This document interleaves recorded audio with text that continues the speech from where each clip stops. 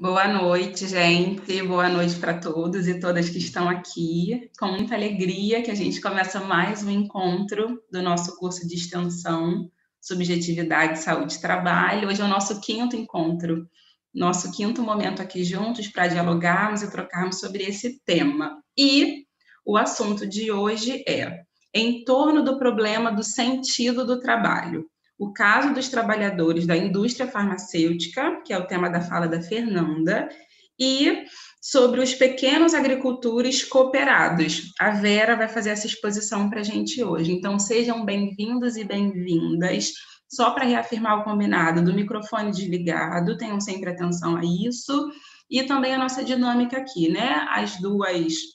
As nossas colegas de hoje vão se apresentar, depois elas iniciam a fala delas, o tema delas, 30 minutos cada uma, e aí depois a gente abre para participação, considerações, perguntas. Então, Vera, Fernanda, bem-vindas também, fiquem à vontade, se apresentem rapidamente e depois iniciem compartilhando o trabalho de vocês. Boa noite. Oi, gente, boa noite. É uma delícia compartilhar essa discussão com vocês. Eu estou muito feliz, né, por estar aqui. Acho que esse espaço ele afirma a importância da universidade, a importância da pesquisa, a importância da universidade pública, né, a importância dos espaços de debate. E acho que esse espaço aqui é um espaço que aponta para isso, né, para a potência dos encontros, para a potência da pesquisa. Meu nome é Vera, eu sou psicóloga, atuo na clínica. Sou professora também, dou aula no curso de psicologia. E sou mestranda do Gastal, né, que nos deu de presente a construção desse curso. E eu quero agradecer ao Gastal e ao Jorge, né, que começaram a tocar e a sustentar esse projeto tão potente, com uma discussão tão importante, tão atual. E, inicialmente, a minha pesquisa... eu já estou dentro dessa discussão, né, de saúde mental e trabalho já faz um tempinho. Na graduação em psicologia, eu já pesquisei isso, eu já pesquisava isso. Então, acho que desde 2012 que eu estou inclinada a pensar sobre esse lugar que o trabalho ocupa, né, a pensar sobre o sofrimento psíquico do trabalho. Hoje eu estudo, né, eu pesquiso um grupo de agricultores da agricultura familiar. Esse grupo de agricultores, eles residem no assentamento Celso Daniel, e eu faço uma pesquisa também com um grupo de trabalhadores assalariados, né? O que é isso, trabalhador assalariado? É o trabalhador que trabalha em uma instituição e que recebe um salário. Esse trabalhador. Então, eu faço uma pesquisa com os dois para fazer um contraponto entre as duas condições de trabalho. Gente, deixa eu tirar uma dúvida. Fica aparecendo pessoas aqui para eu admitir na sala, e aí eu fico tensa, fico dividida se eu aceito as pessoas ou se eu continuo falando. Pode deixar comigo, Vera. Pode deixar. Tá, pode tá ignorar. Bom. Então, eu quero começar fazendo uma pergunta para vocês. Assim, gente, dá um nervoso essa coisa de câmera fechada, né? Porque você não está vendo ninguém, você não sabe se você está falando com alguém. Ah, gostei de ver. Foi só de falar, já abriu a câmera. Muito legal isso. Eu quero fazer uma pergunta, assim. Quero iniciar com a seguinte questão. Quando eu falo a palavra trabalho, o que te vem à mente? Qual é a primeira coisa que você pensa? E aí eu vou pedir para 2 ou 3 pessoas me responderem isso, assim. Quando eu falo trabalho, o que te vem à mente? Vou dar aí um segundinho para pensar e depois vou pedir alguns voluntários. E aí, na Botanete, o que vocês acharam? Oi, Ariadne. Ih, Ariadne, desliga aí seu microfone.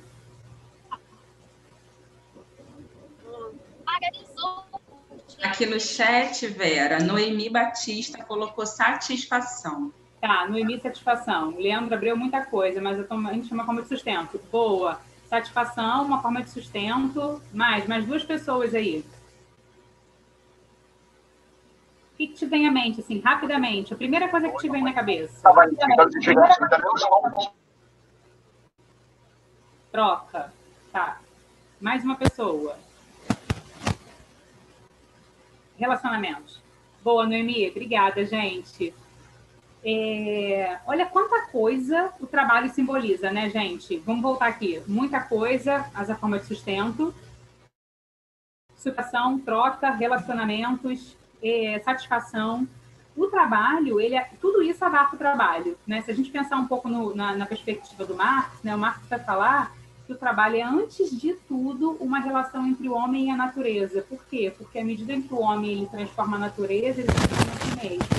Para o Deju vai dizer que o trabalho ele é aquilo que mobiliza a personalidade por completo. Não é à toa que a gente sonha com o trabalho, não é à toa que o trabalho nos entristece, não é à toa que o trabalho nos adoece, não é à toa que o trabalho nos alegra. O trabalho é tão complexo discutir adoecimento mental e trabalho justamente porque o trabalho ele abarca toda essa complexidade, né? Então eu vou fazer o seguinte, eu vou falar um pouco para vocês entenderem de onde eu estou partindo, tá? Eu vou falar um pouco das características do trabalho na atualidade. E depois eu vou falar um pouco das características do trabalho com os agricultores. E aí depois a gente pode abrir para o debate e fazer um contraponto entre essas duas pontes, tá? Eu vou pegar algumas falas da minha pesquisa para a gente compartilhar. Eu trabalhei muito tempo com recrutamento e seleção, né? Eu fazia recrutamento e seleção. E eu separei algumas falas aqui que eu ouvia diariamente durante as entrevistas. Gente, foi a partir daqui, né, desse momento, em que eu comecei a pensar, né, sobre o trabalho. E as falas eram essas: sou flexível, não tenho filhos, tenho hora para chegar, mas não tenho hora para sair, fico até a hora que a empresa precisar, posso trabalhar aos finais de semana. Ou seja, as pessoas demonstravam uma inclinação e uma certa angústia, né, de dizerem, né, e de afirmarem a partir da sua fala que elas fariam qualquer coisa para conseguir aquele trabalho, né, e para garantir aquele emprego. Eu lembro em específico de um rapaz que teve uma crise de choro durante uma entrevista, né, porque ele precisava muito trabalhar, já vinha passando por muitos processos seletivos e ele não suportaria passar por mais aquele processo seletivo e não ser contratado. Então, acho que isso mostra um pouco para a gente, né, a dimensão, né, e a importância que o trabalho traz. E o Leandro põe ali uma opinião que ele diz, o trabalho abarca muita coisa, mas principalmente sustento. Muito bacana, Leandro, porque é isso, né? Na atualidade, ou o sujeito trabalha para conseguir o sustento, ou ele não tem sustento, né? O Roberto Kurtz vai dizer que quem não trabalha está destinado ao lixo sanitário, né? É um sujeito que está fora, e está extremamente fora porque ele não tem condições de sobreviver. Como sobrevive?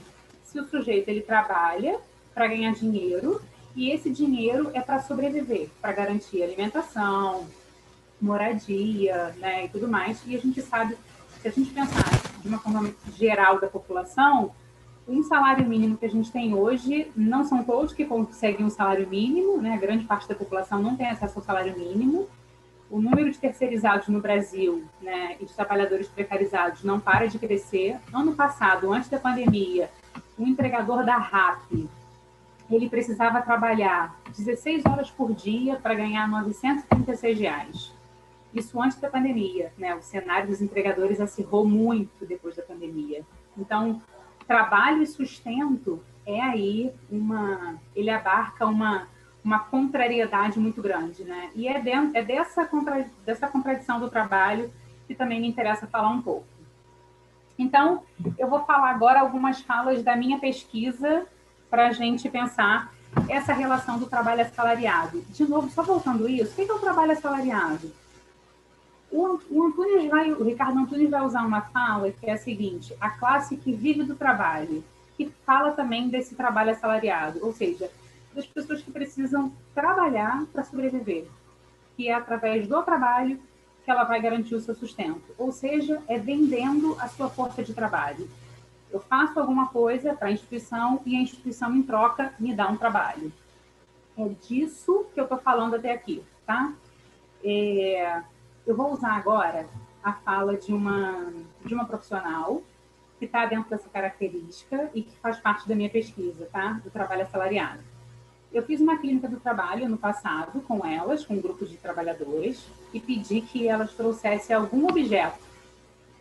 qualquer objeto que simbolizasse o início do mal-estar e do sofrimento delas no trabalho, né?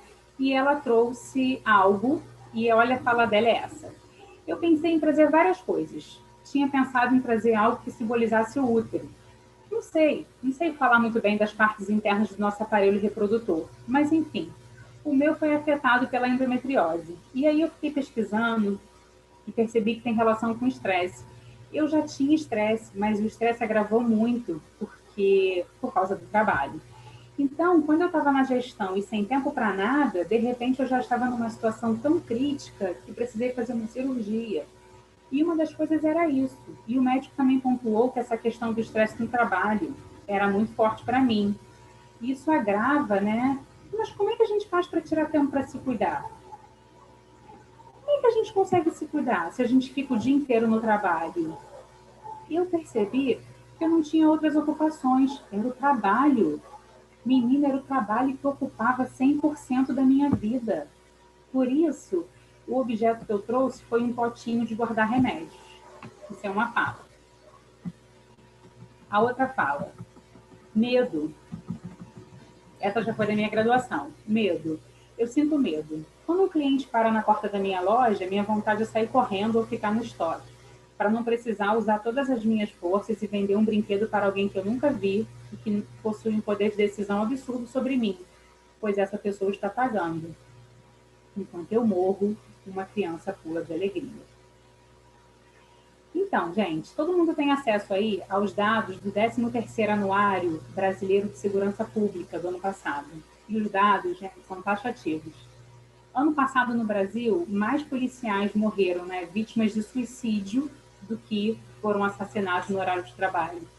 Ano passado, no Brasil, foram 104 policiais que cometeram suicídio e 87 foram assassinados no horário de trabalho. Ou seja, o número de... E aí eu não estou nem pensando na fragilidade dessa profissão, né? Porque é um profissional que está ali exposto e diante de uma sociedade com todas essas questões problemáticas que a gente vive, né? Da violência.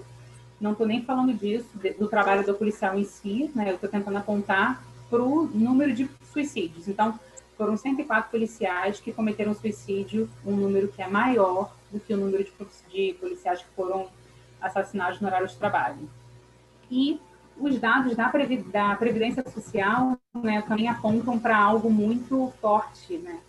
Os dados apontam para o predomínio de uma série de formas de sofrer provenientes das relações de trabalho.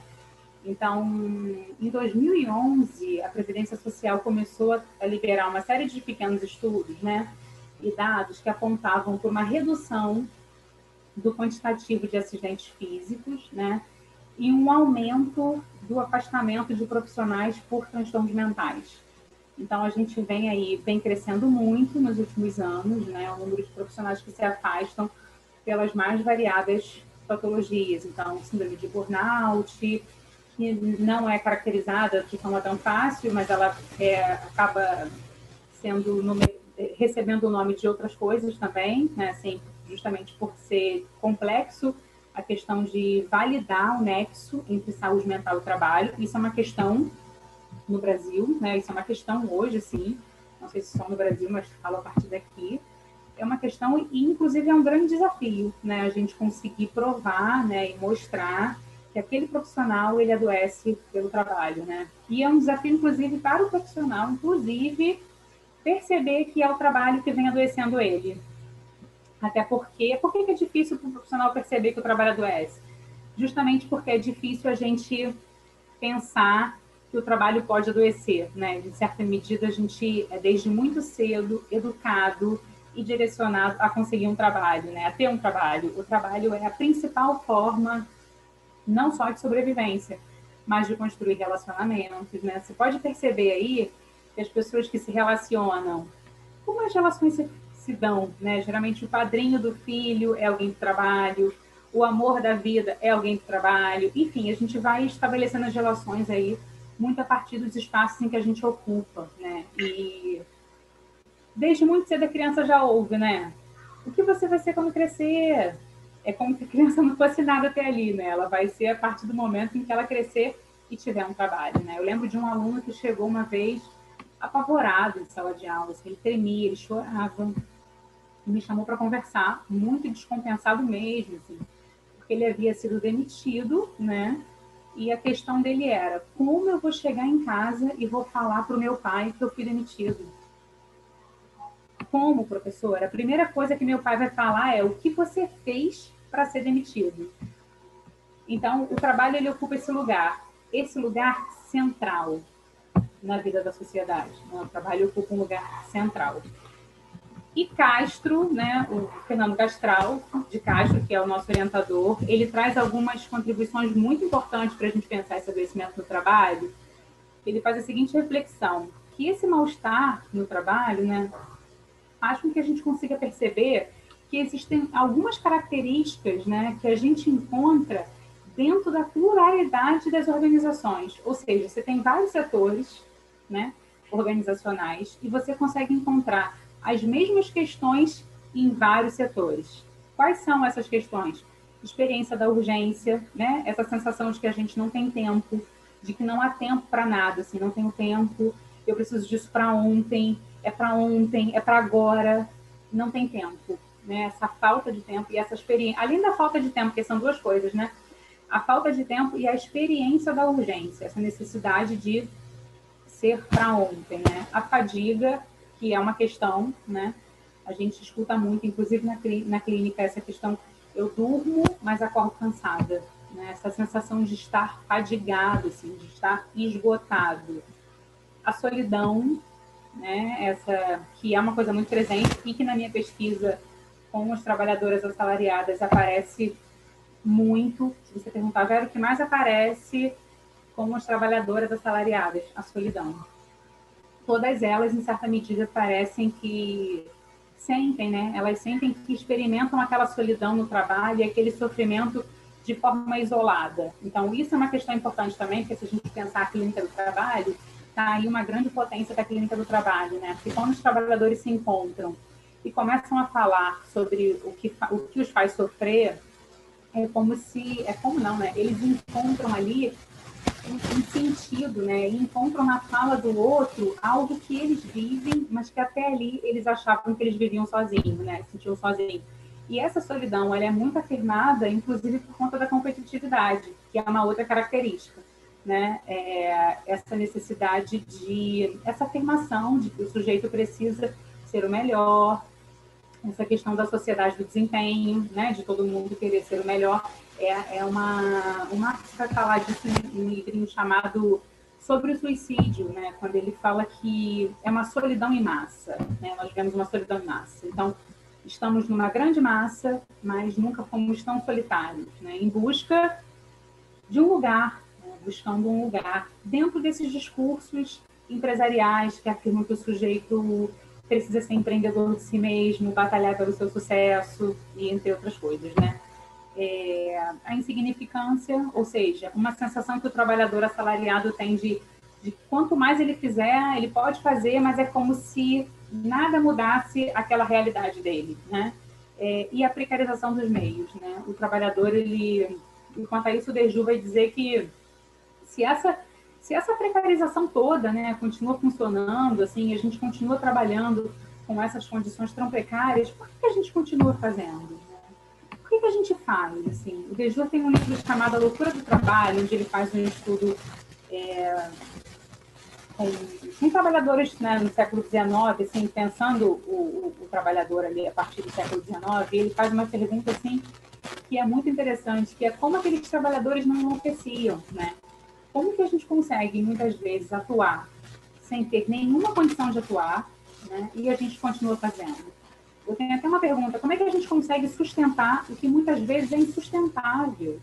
E a gente continua sustentando, né? E sustentando, inclusive, muitas vezes de forma solitária. Então, o sujeito, ele percebe que ele está fazendo além do que ele pode, né? Mas ele faz. E ele continua fazendo. E é como se ele não tivesse outra possibilidade, né? Então, para o Antunes, o capitalismo, né? Tudo isso que eu falei até aqui, a gente não pode deixar de falar, né, gente, que nós estamos dentro de uma temporalidade, né? Ou seja, isso que eu estou dizendo e que eu estou trazendo para vocês são marcas do nosso tempo, né? Para o Antunes, isso é um efeito do avanço do capitalismo. Não?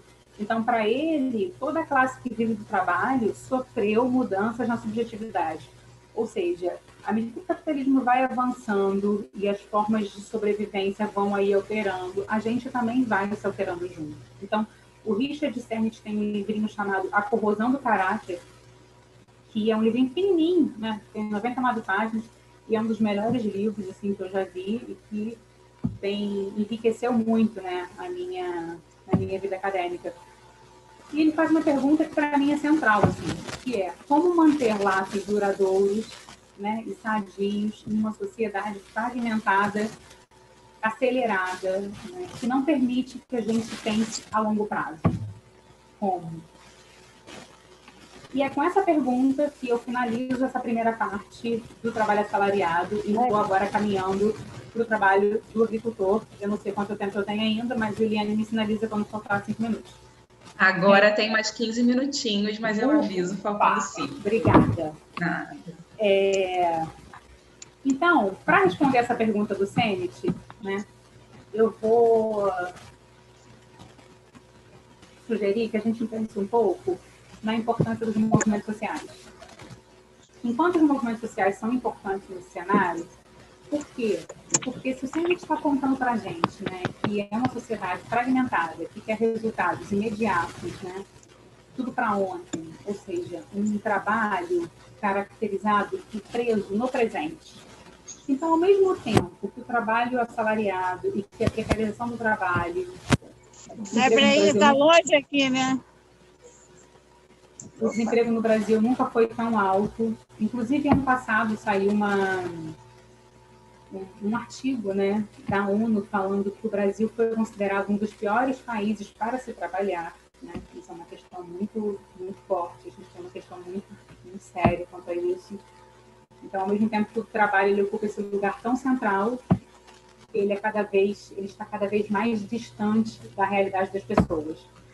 Então,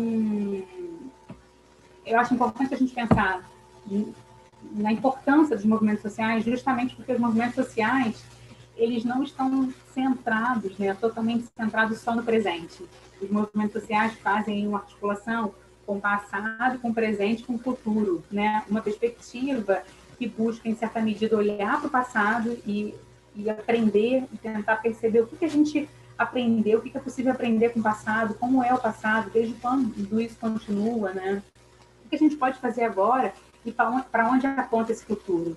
Por que eu estou falando isso? Porque esses agricultores que eu pesquiso hoje, inclusive, são frutos do movimento social, né? São frutos da reforma agrária. Então, a reforma agrária no Brasil, ela vem, em certa medida, perdendo força, né? Inclusive por conta do governo que é o governo atual, né? Que não só a reforma agrária, mas a universidade pública e tudo que é público, em certa medida, vem sofrendo aí uma grande ameaça, né? E a gente precisa se atentar para isso e perceber isso que está acontecendo, né? Porque isso cabe a todos nós, né? Simone de Beauvoir tem eu não lembro qual texto dela que está isso, assim, mas ela tem uma fala que ela diz que a vida e a história são uma mesma coisa, assim, né? Isso é uma coisa que me toca muito, porque é como se no capitalismo e na organização do trabalho assalariado, é como se a história estivesse lá e eu estivesse aqui e eu não tivesse nada que eu pudesse fazer para fazer alguma coisa, para fazer a história acontecer, né? E o Jorge Coelho Soares vai dizer que nós temos duas opções, né? Nós podemos ser objetos da história, né? Ou a gente pode, de fato, assumir uma postura de um sujeito ativo, né, implicado com a sua praxis e que vai fazer alguma coisa na história, né, de forma ativa. E uma fala de uma agricultora me chamou a atenção e fez com que eu mudasse toda a minha pesquisa e hoje eu estou lá com eles ouvindo. E ela disse o seguinte: Vera, a cidade produz na gente muitas necessidades. Eu já morei e trabalhei na cidade e precisamos de muitas coisas. No campo, não. No campo, a gente aprende a viver com menos. E ainda tem o seguinte: se falta alguma coisa, trocamos com outro agricultor. Se eu não tenho banana, mas tenho aipim, ele tem banana, mas não tem aipim, nós trocamos. Essa fala fez com que, em certa medida, meu olhar apontasse para o futuro, né? E eu fui e ainda estou me aproximando deles, né? E aprendendo a cada encontro. Atualmente são 201 famílias vivendo no assentamento. Eles ficaram, essa fala dessa trabalhadora, ela ficou acampada por 7 anos, lutando pela terra, vivendo na terra, né? E até o INCRA liberar, e hoje ela mora nesse lote, né? E lá onde ela mora lá e ela trabalha lá, né? Porque ali ela mora, ali ela produz a existência dela e ali ela produz o alimento que vai garantir a sobrevivência dela. Então, na lógica do trabalho assalariado, a lógica é trabalhar para ganhar dinheiro, né? E com os agricultores familiares, eu já comecei a perceber que com eles não, porque eles não estão submetidos a essa lógica de funcionamento. Eles não precisam vender a força de trabalho para ganhar um salário em troca. É o contrário, né? Eles trabalham e o sustento que eles conseguem vem da forma como eles vão conseguir manejar o trabalho deles ali. Então, os agricultores, eles não utilizam o trabalho para obter lucro, ao contrário. Eles utilizam o trabalho para ganhar a vida, né? Ou seja, o objetivo deles é conseguir uma vida digna. Então, por exemplo, agora na pandemia, muitas pessoas perderam o emprego, né? Isso se agravou muito. E eu fui conversar com uma agricultora e tentar entender como a pandemia afetou o trabalho dela, né, diretamente. E ela me diz o seguinte: Vera, sabe, assim, a única coisa que a gente perdeu foi a venda da merenda escolar. Mas tá bom, não falta nada não, sabe? Eu estou aproveitando para reorganizar minhas plantações, eu estou com as mãos na terra. Não estou parada, não. Perguntei para uma outra. E ela afirma: enquanto a gente não pode sair totalmente, a gente está trocando a horta de lugar, organizando as plantações, mas não falta nada. Essa semana mesmo, eu estava com vontade de fazer um purê de banana, fiz, mas as minhas ainda não estão maduras. Então eu lembrei que meu vizinho tinha. Separei umas verduras e fui até lá. Ele disse: não precisava trazer verdura não, podia levar as bananas. Mas, para ser sincero, eu estava mesmo querendo comer umas verduras. Aí a gente trocou. Nossa, meu purê ficou uma delícia. Então, isso mostra para a gente que a relação que os assentados, né, que os agricultores estabelecem com o trabalho não é somente para conseguir dinheiro. É uma relação que vai além do dinheiro. Inclusive porque eles não estão submetidos ao trabalho assalariado, né? A busca pelo lucro, né? Ou seja, essa lógica de trabalhar para ganhar dinheiro e principalmente conseguir transformar o dinheiro em mais dinheiro, né? Os agricultores, eles, em certa medida, a forma como eles se organizam, isso faz com que eles escapem desse funcionamento. Então, a busca pelo lucro, ela não se faz presente. Isso não é o objetivo final. O objetivo final do trabalho não é só ganhar dinheiro para sobreviver. Isso aparece de novo em outra fala. A boa amizade, um bom relacionamento, nossa, sempre que a gente está com algum produto que a gente não consegue escoar, a gente fala: tô com um produto assim, assim, tá bom? Deixa comigo, vou lá, pego o produto, boto na minha barraca. E não é assim, eu comprando dele para ele revender, não. Ganhar, não. É vendendo para ele para ajudar.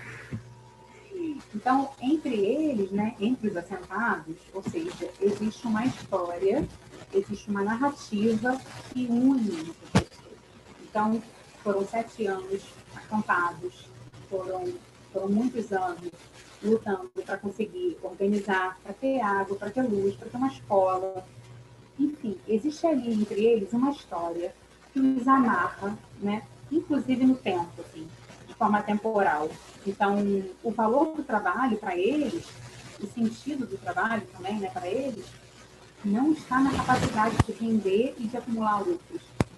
O principal objetivo é garantir o sustento da família, a curto e a longo prazo.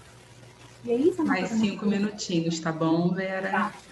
Isso é uma coisa muito interessante também, como, em certa medida, a família toda, ela consegue funcionar e contribuir para que o trabalho ele aconteça. Então, hoje, os agricultores eles conseguem escoar a produção deles para merenda, né? Para merenda escolar de Macaé, e fazem as feiras, que acontecem aqui em Macaé também, feiras públicas, né? Só que a merenda escolar está suspensa por conta da pandemia, eles estão trabalhando somente com a feira. Gente, pasmem, eles não aumentaram o valor, então a gente viu, por exemplo, aí o preço do arroz subir excessivamente, né? Eles não, porque o objetivo deles não é ganhar lucro, é continuar tocando a vida, né? Então, ao contrário da propriedade capitalista, né, o processo de produção dentro de uma unidade camponesa, ele não é organizado pela lógica do trabalho assalariado, né? Então, o objetivo não é o lucro, porque se o objetivo fosse o lucro, as pessoas venderiam a terra, mas elas não vendem, ao contrário, elas se agarram à terra. E isso faz com que elas estabeleçam uma outra relação. Uma das minhas entrevistadas já trabalhou nesse regime de trabalho assalariado. E eu pergunto para ela qual é a diferença. E ela me diz o seguinte: nossa, minha filha, tem muita diferença. Lá eu tinha que cumprir horário, eu era obrigada. Aqui não, aqui eu tenho liberdade. Eu vejo meu trabalho e o meu trabalho é para mim. Agora mesmo, decidi que só trabalho na roça pela manhã, no sol fresquinho, não trabalho mais no sol quente. Vou fazendo aos poucos, por exemplo. Na quinta-feira eu plantei berinjela e tomate. Olha aqui, hoje é domingo e já está brotando. Vou fazendo aos poucos. Aqui eu sou livre, aqui eu tenho liberdade. E isso aponta também, gente, tanta coisa. Mas isso aponta também, inclusive, por uma outra forma de relação com a natureza. Né? A gente tem aí um desmatamento absurdo, né? A gente tem acompanhado isso. Né? A agricultura familiar, ela preserva a natureza. Ela tem uma outra relação com a natureza. Ela não tem uma relação, por exemplo, como é na monocultura. Monocultura é quando você passa em alguma pista que você vê aquelas plantas todas iguais, plantação de eucalipto, são todos de lado. Não, na agricultura familiar você não tem isso. Você tem diversidade. Você não tem uma única planta. E eles não usam veneno. Né? A agricultura familiar trabalha numa perspectiva sem veneno, em uma agricultura tal assim. Eu não usei veneno nas plantas. A gente vai comer veneno. Gente, o Brasil é um dos países que mais usa agrotóxicos. Ela vai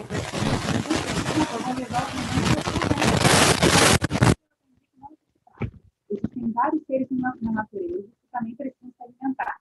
Então, a gente precisa plantar bem diversificado, que vai ter para a gente e vai ter para os insetos. Então, para fechar minha fala, né, o Walter Benjamin, ele vai dizer que o trabalho assalariado, né, assim, eu estou complementando já a fala dele, mas ele vai falar, vai fazer o conceito de vivência. E o conceito de vivência é um fenômeno da modernidade, que vai se caracterizar principalmente pelo excesso de informações, né, e de eventos vividos que produzem na gente reações que nos fazem experimentar essas características que o Castro fala lá em cima, né, fadiga, solidão, nos fazem experimentar tudo isso, mas não causam nenhuma alteração significativa na subjetividade. Né? Ocupam todo o nosso tempo, ou seja, a gente tem essa experiência da urgência o tempo inteiro, né? Mas isso não passa de uma grande sequência de eventos massivos e vazios. Né? E, em contrapartida, ele fala da experiência. Então, tem uma grande diferença entre vivência e experiência. E, no trabalho dos agricultores, com a minha pesquisa, eu tenho conseguido perceber e ouvir um pouco dessa experiência, que é o contrário da vivência. A experiência é aquilo que possui uma dimensão coletiva, né? Que carrega a possibilidade de aprendermos algo dos nossos antepassados. Por quê? Porque ela conserva suas forças e mesmo depois de muito tempo, ela ainda é capaz de desenvolver, de suscitar espanto, de suscitar reflexão, né? Então, a experiência, ela é transmitida através da narrativa, né? Através daquilo que a gente escuta e que em algum momento a gente transfere também, né? Que a gente narra também para outras pessoas, e isso que é toda essa bagagem subjetiva que a gente traz, né? E eu consigo, já com a minha pesquisa, perceber a potência desse movimento, da experiência e da transmissão da experiência com os agricultores, né? Todos eles têm uma ligação com a terra muito interessante, porque certamente vocês conseguem perceber que a gente precisa da Terra, né? Que não tem sentido nós somos os únicos seres aqui nesse planeta, né? Que a gente destrói o lugar onde a gente habita, né? E a gente perdeu a capacidade de pensar por exemplo, nas próximas gerações. Vou precisar parar por aqui, mas se eu pudesse pelo menos terminar essa fala aqui dessa agricultora, eu ia gostar. Eu posso. Posso? Claro, claro. Então, ela fala assim, ó, para a gente pensar essa coisa da experiência, tá? Para fechar. Ela fala assim, Vera, quando eu entrei nessa terra, porque a reforma agrária, gente, ela...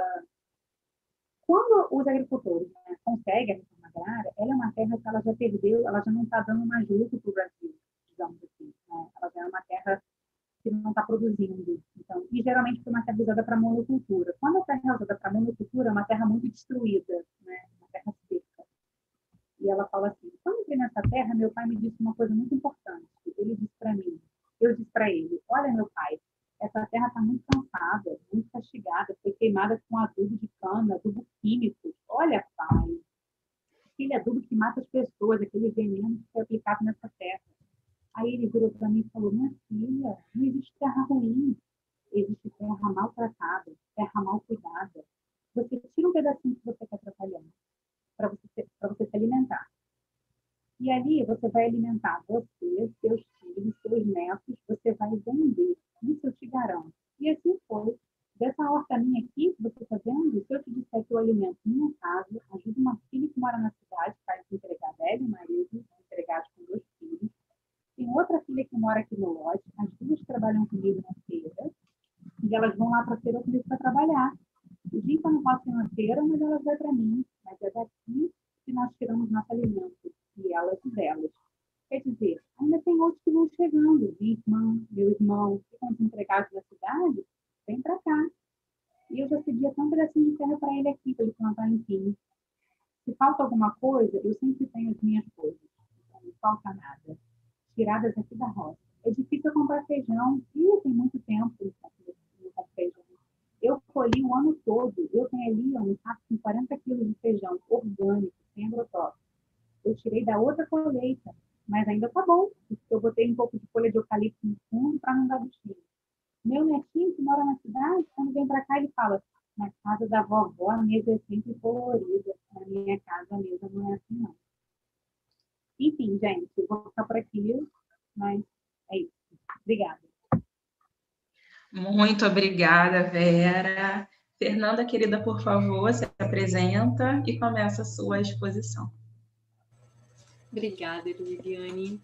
Gente, boa noite. Eu sou a Fernanda, sou psicóloga, mestre em psicologia pela FRJ, participei do grupo de pesquisa do Gastal, né, por 2 anos, e hoje, assim, quero deixar o meu agradecimento a ele por esse espaço, por a gente estar aqui nessa conversa, né.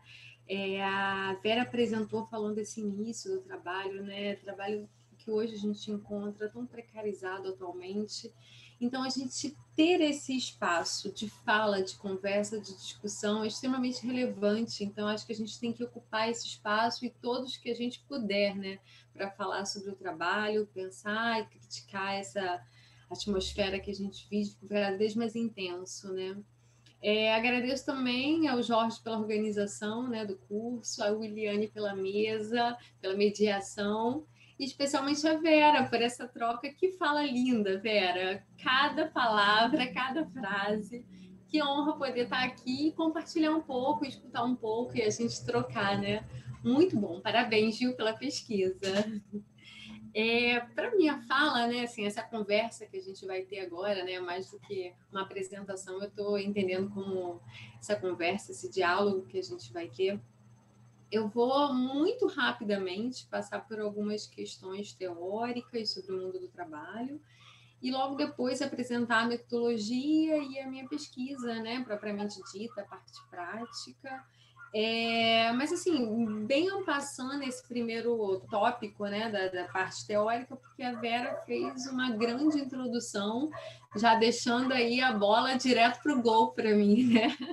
Só para chutar, já falou do Antunes, do Marx, do próprio Gastal, enfim, já fez uma introdução belíssima sobre o trabalho, né, a importância, a centralidade que se tem no trabalho, o trabalho cotidiano, o trabalho que a gente vivencia, né, hoje, e as transformações, como o Antunes fala, né, as novas morfologias do trabalho. Enfim, então, eu acho que esse processo, né, de contextualizar, né, o trabalho em si, a Vera fez super bem. Vou só, bem rapidamente, só alguns pontos pegar para a gente introduzir a pesquisa, né? Como a Vera falou, né, o trabalho ele vem sofrendo grandes e significativas transformações, né? Essas transformações, o Antunes chama, né, das novas morfologias, elas vêm se presentificando, se solidificando, né, nessa lógica capitalista, né, de produção, de estrutura, que é basicamente, né, na acumulação e na superprodução, né? O que não é novo. Marx já trazia isso quando ele falava sobre a mais-valia, né? O que a gente tem hoje, né, assim, trazendo também um levantamento do Antunes, que em 1980 a gente tinha um pequeno número de trabalhadores terceirizados, né? A partir de 1990 isso intensificou, né? Com o advento do neoliberalismo, a gente teve aí, né, a reestruturação produtiva intensificada e levando, né, a muitas a diferenças, né, nas contratações e nas formas de relacionar com o trabalho, e até chegando, né, atualmente esse trabalho, né, cada vez mais precarizado, informal, terceirizado, trazendo tanto uma transformação na esfera objetiva do trabalho quanto subjetiva para o trabalhador, né? Esse mal-estar que a gente vivencia, esse trabalhador nesse cenário de incerteza, sujeição, enfim, e que acaba hoje a gente tendo, né, esse olhar difícil até de pensar em sentido de trabalho, né, dentro dessa esfera toda. Mas, assim, mesmo com esse cenário de precarização, é indiscutível, né, reforçando até a introdução da Vera, não pensar na importância que o trabalho tem, né, para esse trabalhador, porque o trabalho, além de ser, né, a fonte de subsistência, fonte de sobrevivência, né, como Marx fala, né, está numa passagem do Capital, né, para a gente viver, né, fazer história, tem que comer, beber, né, se vestir. Então a gente precisa desse trabalho aí como forma, né, de existir, né, passando por ele, mas ao mesmo tempo esse trabalho como um fator de identificação, de construção do sujeito, de sociabilidade, de centralidade, né, na vida e estruturação desses sujeitos, tanto da forma, né, objetiva e subjetiva. E pensar os sentidos do trabalho, quando a gente fala dos sentidos, deve pensar assim, pô, mas está falando de um trabalho precarizado e falar de sentidos, né? Parece contraditório e né? Como que a gente vai ter sentido no trabalho dentro desse processo todo, né? Mas pensar os sentidos, já, primeiro assim, só para a gente fazer uma parte aqui, né? Os sentidos do trabalho, né, eles vão se dar através da produção subjetiva, né, a percepção que o trabalhador tem vinculado ao seu trabalho. Então, toda essa esfera, né, de pensar o cenário atual do trabalho também é importante para a gente pensar esse sentido do trabalho, né? Como eu falei, os sentidos, eles se dão, né, na percepção individual do sujeito, né, a percepção que ele tem do trabalho dele. Mas esse indivíduo, ele nunca está sozinho, alheio, né, ele não é desenvolvido individualmente, espontaneamente, né? Ele se encontra nessa esfera social, ele se encontra se relacionando com outras pessoas, tem todo um processo econômico, social que atravessa esse trabalho. Então, quando a gente analisa os sentidos, a gente olha o que significa, né, o sentido para aquele trabalhador, para aquele sujeito, mas não esquece que essa análise é dentro de um composto social, né, de relacionamento e um olhar plural, né, para esse trabalho. Então, rapidamente, assim, porque eu acho que os outros pontos, né, a Vera trouxe para a gente dessa questão. Vou apresentar para vocês assim o que foi a minha dissertação, né? Eu defendi ela em setembro de 2017. Foram, assim, momentos bem intensos que eu vivenciei dentro de uma fábrica, né? O meu objeto de pesquisa foram os sentidos do trabalho para os operários de uma indústria farmacêutica da região metropolitana do Rio de Janeiro. Essa indústria, né, ela foi escolhida, minha motivação, né, de estudo veio da minha experiência profissional. Eu trabalhei nessa empresa por 6 anos, na verdade foi o meu primeiro estágio, né, extracurricular, e lá fui efetivada, trainee, analista, e foi o meu primeiro contato com uma fábrica. Quando eu entrei, eu lembro, né? Assim, eu entrei na fábrica pela primeira vez, eu fiquei extremamente maravilhada primeiro, né? E uma máquina maior que a minha casa, né? Entra aquela pecinha de produção plástica, no final sai um produto pronto, aquelas esteiras jogando produto para tudo quanto é lado. Primeiro deu aquele choque, assim, né? O que é uma fábrica de fato, né? E no segundo momento, eu me lembro de me ver assim emaranhada com várias questões assim muito específicas. E aí, assim, né, eu falei sobre entrar na fábrica, né, aquele processo, né, novo e diferente, enfim. E aí eu também me percebi, né, com algumas outras questões, porque naquele processo produtivo eu vi as pessoas trabalhando num ritmo tão intenso, tão rápido, a cadência de trabalho tão maquinal, que parecia um ritmo mais maquinal do que humano, mais de máquina do que, né, do próprio ritmo humano. E aí, assim, eu olhava e pensava na estrutura do trabalho, né, sobre essa relação trabalho, sociabilidade, enfim, mas elas estavam umas ao lado das outras e elas não conseguiam se olhar, elas não conseguiam se falar por conta do ritmo, porque falar diminui o ritmo da produção. Pensar, você diminui o ritmo da produção. Então, todo esse processo me trazia muitas questões de como se daria o sentido do trabalho para essas pessoas, como que seria ter um significado, o que seria o trabalho para essas pessoas que elas mal conseguem olhar para o lado. Comecei a me questionar sobre isso e algumas hipóteses foram surgindo na minha cabeça, e aí que eu entrei no mestrado e a gente decidiu, né, o Fernando e eu, a entrar nessa indústria para a gente pensar esse processo de estudo dos sentidos do trabalho dentro de uma fábrica, né? Esse estudo, ele se deu, né, por 9 meses, dentro dessa indústria farmacêutica, que foi a minha primeira experiência. Na época que eu fiz a pesquisa, eu já não trabalhava mais lá, eu já tinha saído, ido para uma outra organização, mas eu voltei como pesquisadora, né? E nessa decisão de estudar os sentidos do trabalho lá, eu decidi fazer uma metodologia se chama observação participante, né? Eu vivenciei a fábrica, todos os processos fabris dentro da fábrica, observando e participando, né? Eu tive uma vivência fabril muito intensa, não somente as entrevistas, né? Eu vivenciei. Então, o que eu quero dizer com isso? Desde o café da manhã até o jantar, eu entrava de manhã junto com os trabalhadores e saía à noite. Eu passava dentro da fábrica. Então, eu tomava café da manhã, almoçava, lanchava, jantava lá dentro com eles, pegava um ônibus, voltava, eu participava de todas as reuniões e todos os momentos, né, coletivos de trabalho.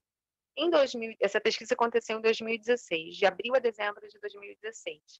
Em 2016, o Brasil passou por um processo econômico, uma crise econômica muito grande, não sei se vocês recordam, e algumas fábricas começaram a quebrar, a fechar, e essa fábrica que eu fiz a pesquisa decidiu dar férias coletivas aos trabalhadores. No meio da pesquisa, com tudo já encaminhado, eu lá dentro, tendo que continuar as entrevistas, e aí, junto com as trabalhadoras, né, os trabalhadores, a gente decidiu que eu faria isso na casa deles. O que eu quero dizer? Foi uma pesquisa riquíssima. Além de eu vivenciar o ambiente de trabalho com eles, eu fui à casa deles, eu conheci o bairro, eu conheci a família, eu entrevistei, eu vivenciei esse processo etnográfico da pesquisa.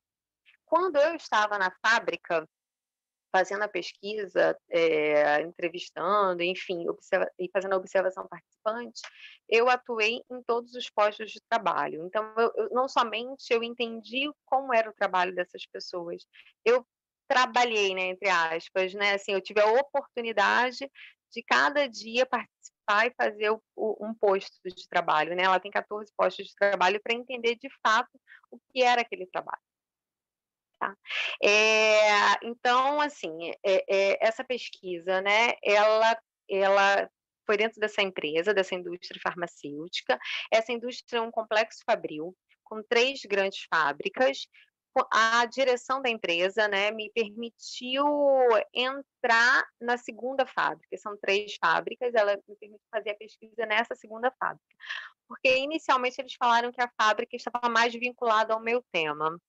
Não sendo romântica nem ingênua, né? O que eles queriam dizer com isso? Eles tinham uma melhor condição de trabalho, né? Eu iria ter um trabalho, encontrar pessoas, né, da produção, com uma meta, né, reduzida, não tão intensa quanto aquela outra que eu já tinha vivenciado, enfim. E aí, no meio do processo, eu consegui ter acesso a todas as outras, né, fábricas e fazer a pesquisa também. Então, o que eu vou trazer para vocês aqui para a gente discutir, né? A gente vai iniciar, eu vou apresentar para vocês alguns depoimentos, que eu acho que fica claro esse processo através dos depoimentos, mas também não só dessa fábrica que eu chamo de fábrica 2, que foi a fábrica da pesquisa, mas a fábrica 1. Por quê? Todos os trabalhadores dessa indústria, né, dessa fábrica que eu pesquisei, eles vivenciam o trabalho primeiro pela fábrica 1, e eles só vão para a fábrica 2, aqueles, né, que atuam lá, depois de um processo seletivo. Então, na fala dessas trabalhadoras, elas sempre falavam sobre o seu trabalho fazendo um contraponto com a fábrica 1. E isso é importante para a gente entender os sentidos do trabalho, porque os sentidos, como eu falei, ele não se dá. Eu vou ter aqui.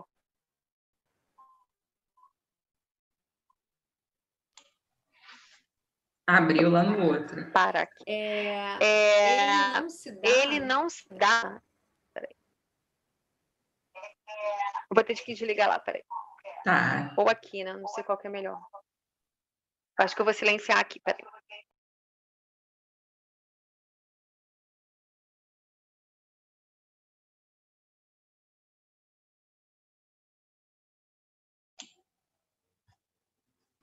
Vocês estão me escutando?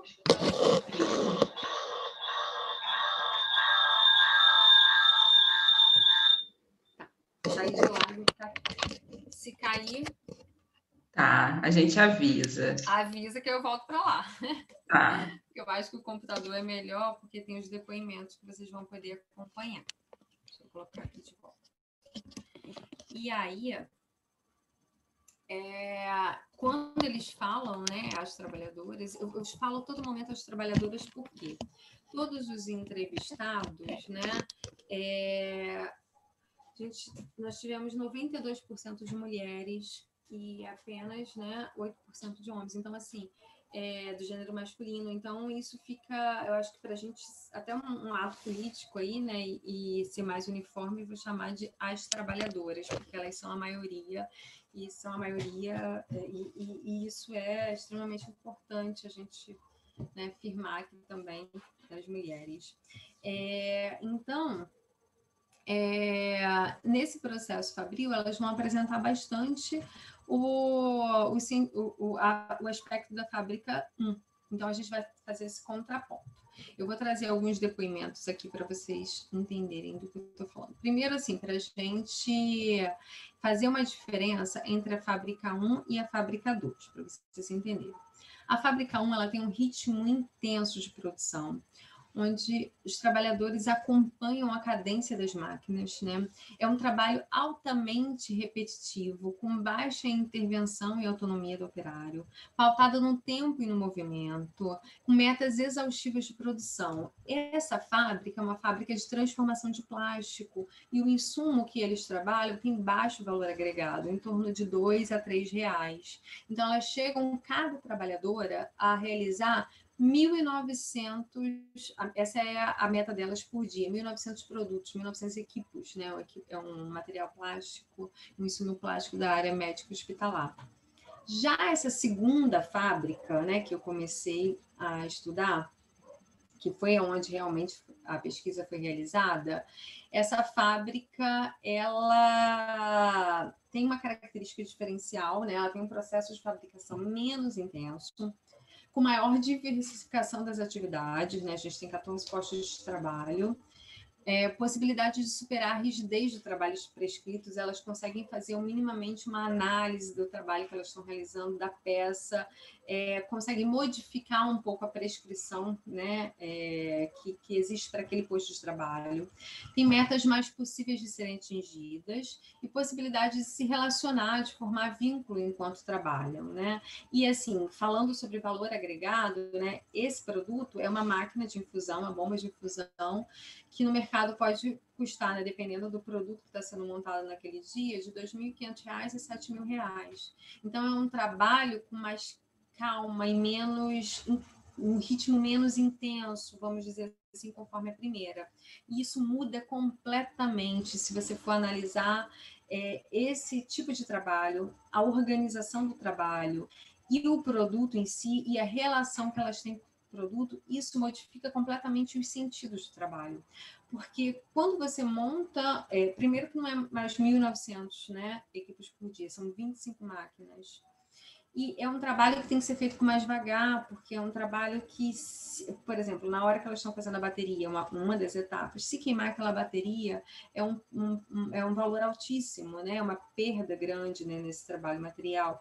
Então, elas fazem esse trabalho com muito mais cuidado, com mais devagar, com mais detalhes, e elas conseguem conversar, se relacionar, trocar com essas pessoas que estão ao redor.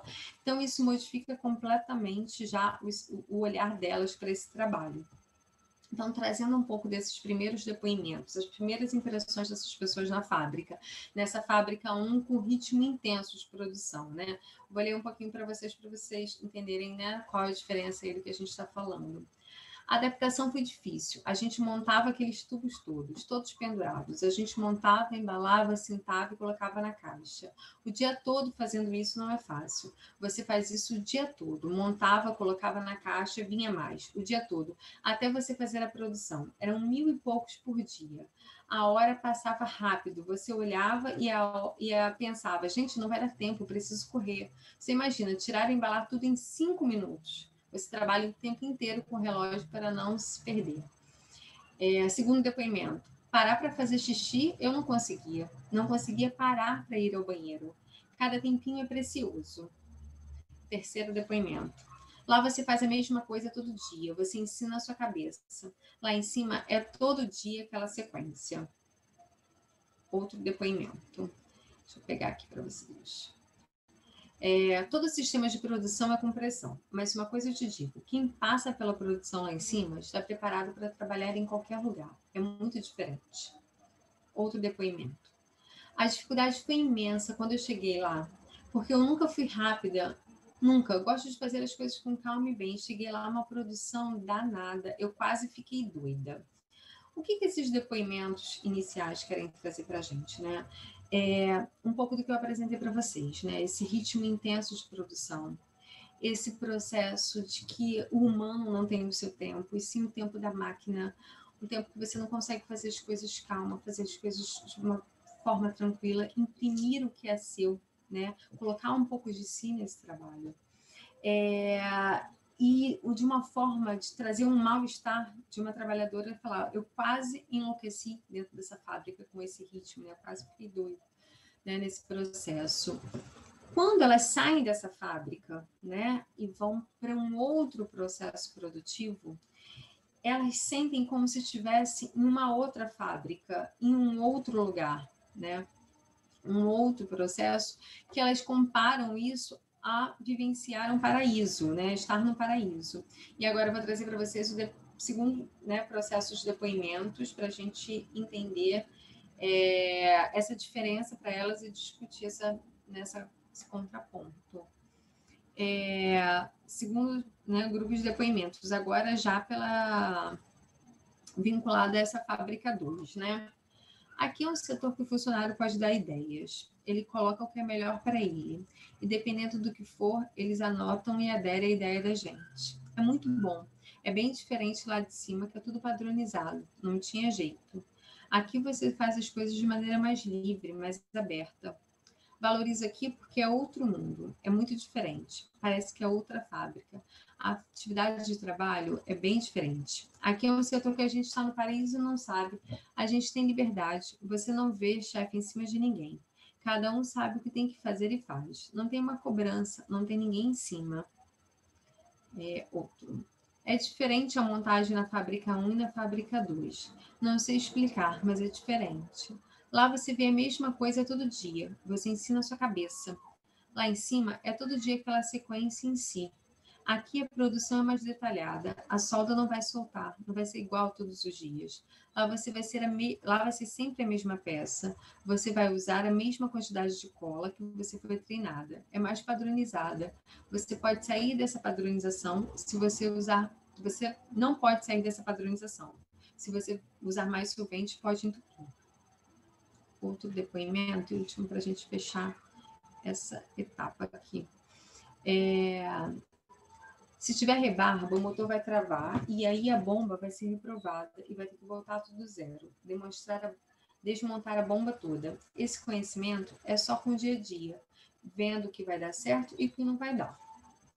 Esse segundo grupo, né, de depoimentos mostra o quanto elas, ao falar dessa fábrica 2, elas demonstram essa diferença na produção da fábrica 1 e chega a colocar que é uma outra fábrica, que como se a outra fábrica, né, não pertencesse, elas não se falam, são sistemas de produções completamente diferentes. E que nessa fábrica elas são escutadas, nessa fábrica elas conseguem interferir no processo de trabalho, elas se sentem sem chefe, sem pressão, como se estivesse num paraíso.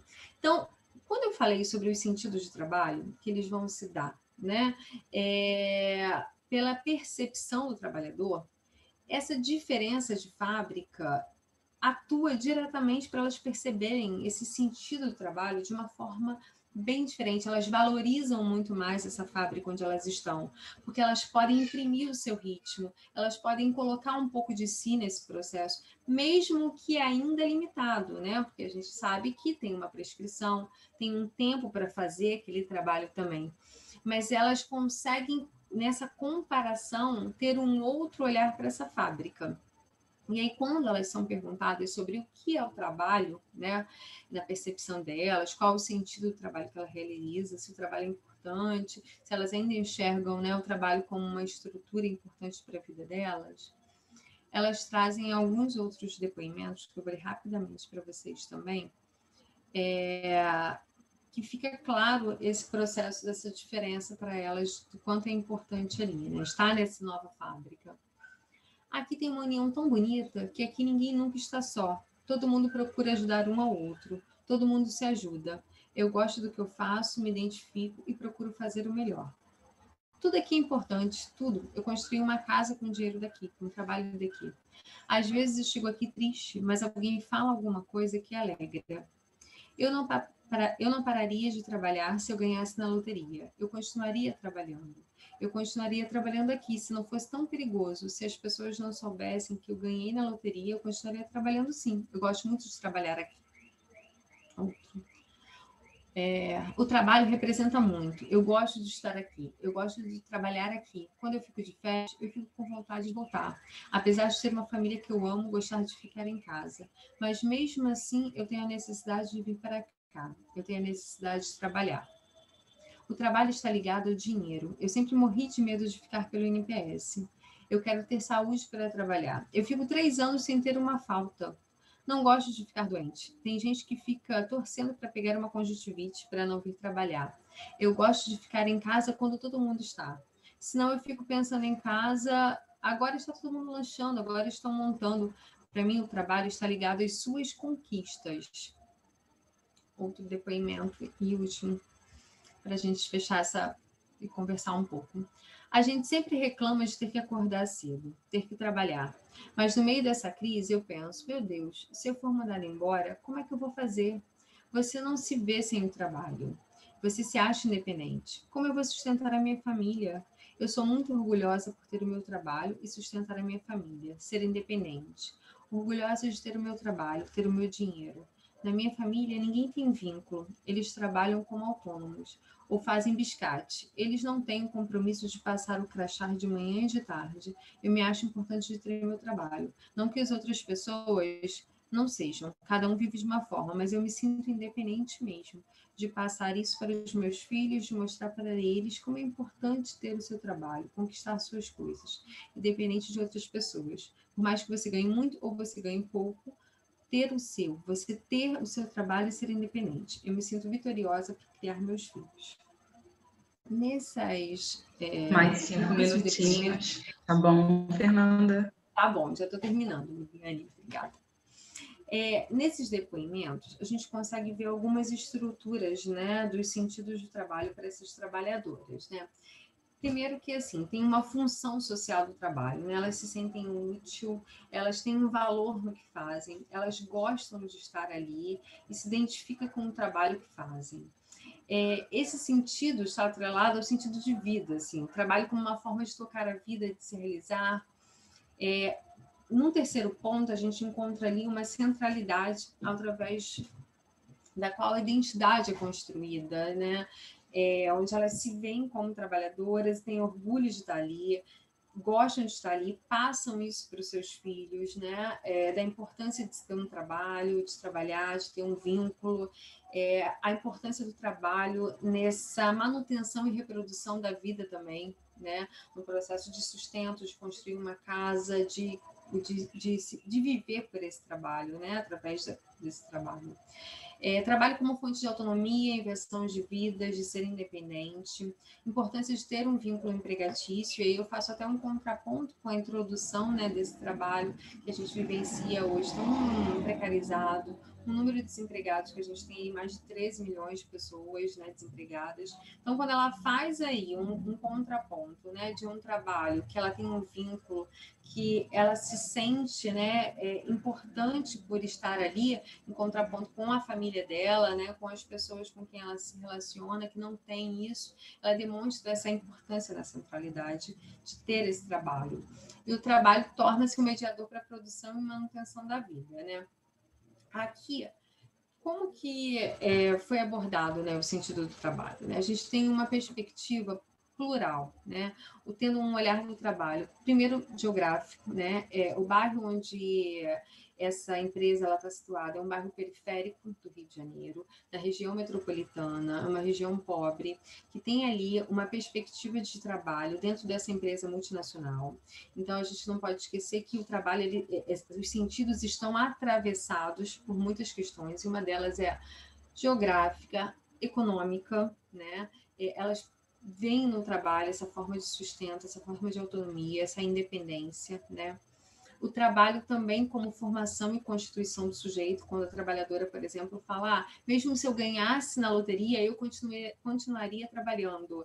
Só ela ficaria com medo, porque iam saber, poderia ser perigoso, né? Mas ela não para de pensar assim, em parar de trabalhar, ela não para, né, de trabalhar, ela pensa sempre em continuar trabalhando, mesmo ganhando na loteria, por exemplo. Então, você vê o quanto a forma de ser trabalhadora dela está atrelada a uma forma de trabalho, a forma de ser e constituição do sujeito atrelada com o trabalho.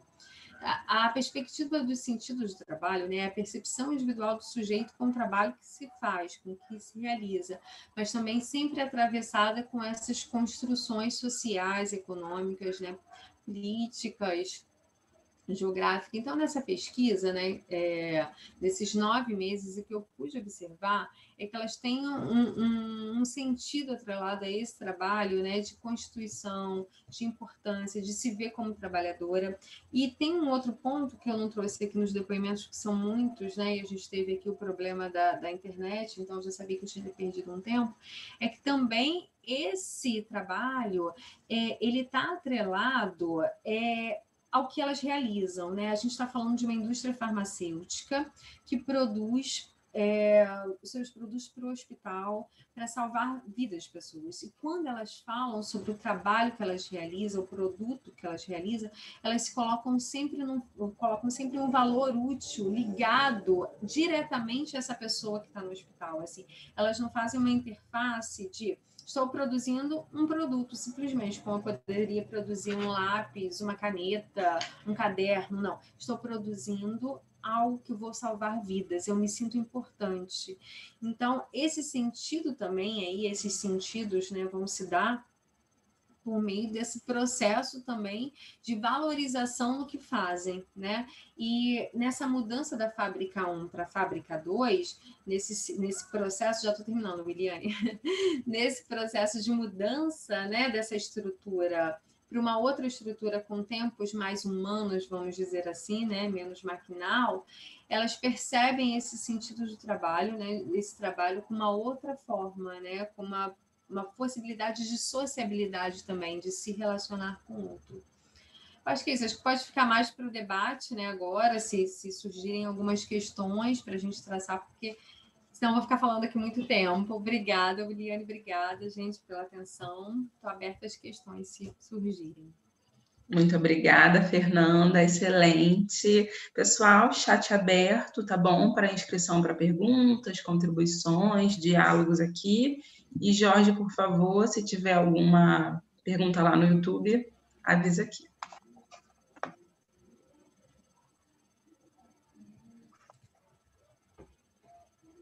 Vocês podem mandar a pergunta pelo chat ou pôr o nome para a gente abrir o microfone aqui.